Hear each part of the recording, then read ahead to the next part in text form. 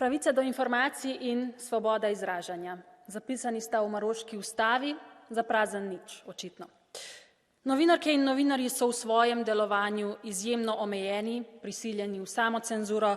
Pravica do poročanja o korupciji, statusu monarhije in statusu Zahodne Sahare je milo rečeno izredno okrnjena, ker če nihče ne poroča o vladni korupciji, potem ta zagotovo ne obstaja, kaj ne?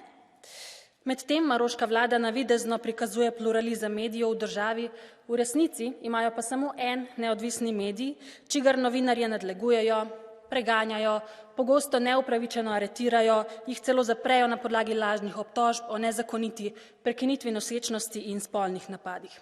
Vse to in še več, kar počne maroška vlada, je nezaslišano. Čas je, da EU ne samo jasno obsodi takšna ravnanja, ampak ukrepa še bolj ostro.